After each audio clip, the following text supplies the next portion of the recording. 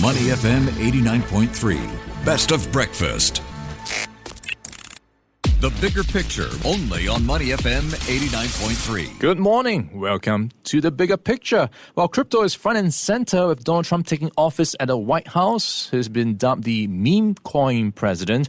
Well, that's a lot to digest. And he's also one of the newest crypto billionaires thanks to his new token, $Trump. That token now accounts for, according to some reports, 89% of his net worth. That's around $60 billion on paper, at least going by some estimates. The caveat here is that it takes into account tokens not circulated yet. So that's something to take in mind. And of course, that also puts the focus on digital assets, the adoption across the world, especially in Asia Pacific. That's picking up pace. And in this part of the world, at a much faster pace than in other places, according to a study from Consensus. And we have, of course, lots to talk about when it comes to crypto. To help us out, we've got Michael Lau. He is the chairman of Consensus Hong Kong, a crypto event run by CoinDesk. He's also group head for business development at Bullish, a digital asset exchange. Good morning, Michael. How are you doing today? I'm good. Thank you so much for having me on the show. All right, lots to talk about when it comes to crypto, but let's start things first with your view on how things have been shaping up this year. How bullish are you for 2025 versus 2024? I'm very bullish. I mean, if you think about just a year ago, Bitcoin prices were trading in the 40s, and, we hadn't had a U.S.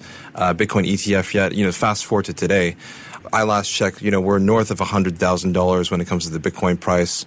Assets under management with Bitcoin ETFs in the U.S. are over $100 billion.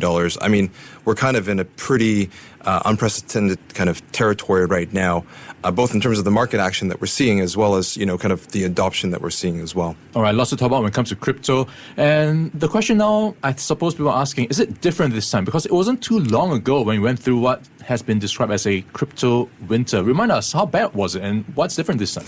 Yeah, look, I think that crypto winter period was a pretty difficult period for the industry. We saw a lot of firms that had been around that people thought would continue to thrive and grow just go bankrupt and bust. But, I think what we're seeing this time that's quite different is there's only about 15 or so years of history with this particular asset class in this industry and technology.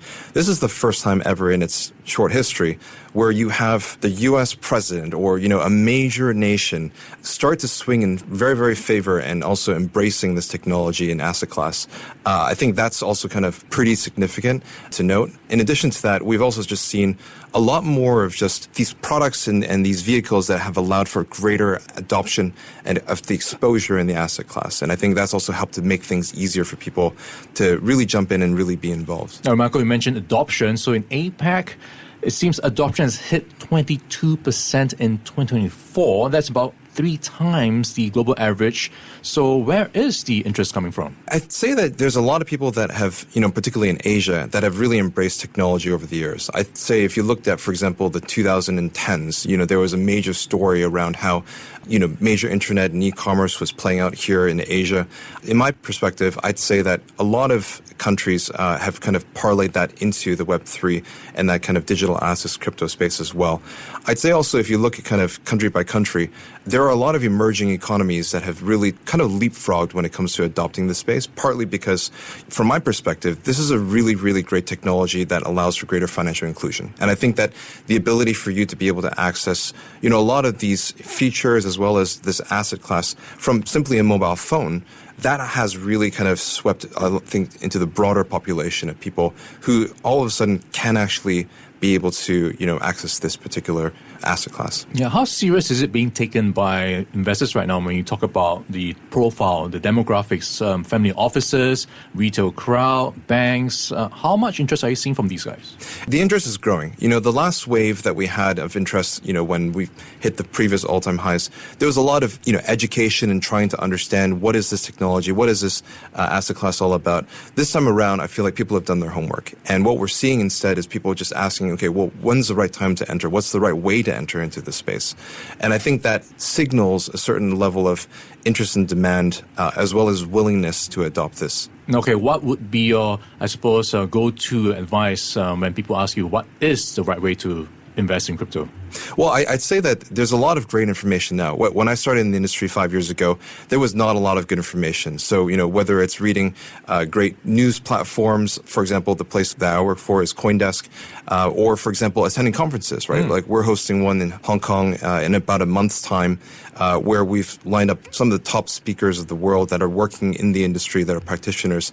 Education, I think, is the first step. And the second part of it is to go and, do your own research and figure out, hey, what are the best ways to be able to access this that actually fits kind of your profile of what you're trying to do. So that goes to the next point. We are seeing so many coins being made right now. We've got the Donald Trump coin, Melania coin, the FAT coin, you name it, they've got it. So what questions should investors be asking before jumping into a coin? I think it's worthwhile to ask, a very basic question, which is what's the use case, and see if that aligns with you. I think that a lot of people have looked at Bitcoin, for example, and said, hey, the large narrative around this use case is store of value. And if that aligns with you, then, that's worth diving into a little bit further to understand. Other places, it's more technology driven. For example, a lot of these kind of what we call Ethereum and Solana as layer one or kind of smart contract blockchains, they're allowing people to build on top of it, different applications that hopefully will be able to grow their business or grow their particular objective. So it is important that you understand what the use case is and you do your research around this. All right, talking about growth, where do things sit when it comes to where Singapore is right now in growing the digital asset scene versus other financial hubs like Hong Kong? Yeah, Singapore has got several years behind its back in terms of adopting the space and having had a regulatory regime that's been fairly clear as to how to be licensed and how to do that. I think that Singapore's been very well positioned over the last couple of years. I think Hong Kong is only just about 2.5 years ago when we actually had, Hong Kong say, hey, we want to be a Web3 hub and start working in that direction. And so it's, only recently in the last year actually started implementing, licenses and the exclusion of those who are not licensed to be able to operate an exchange in Hong Kong. So, I think Singapore is in a great place right now. I also think that it's really, really great to see a lot of kind of the Southeast Asia adoption of this space, and a lot of that, being companies that are actually either operated over here or those that are headquartered here. And so there's certainly a lot of great things happening here. Yep, great things and great conversations to be had around what's happening in the crypto space. And in conversation with us today has been Michael Lau. He is the chairman of Consensus Hong Kong. That's a crypto event run by CoinDesk. He's also group head of business development at Bullish, a digital asset exchange. Michael, thanks for your time and insights today. Thank you so much. All right, great having you on. Stay on Money FM 89.3. Before acting on the information on Money FM, please consider if it's suitable for your own investment objectives, financial situation, and risk tolerance. To listen to more great interviews, download our podcasts at audio.sg or download the audio app. That's AWEDIO, audio at the App Store and Google Play.